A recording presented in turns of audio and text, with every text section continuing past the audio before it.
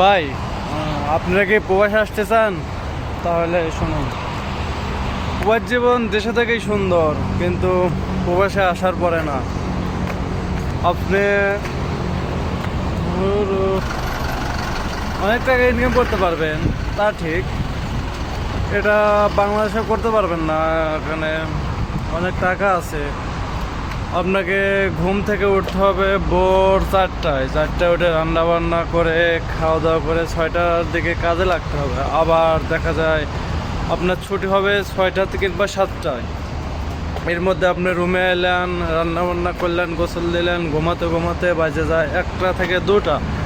আপনি ঘুমানোর সময় কই পান?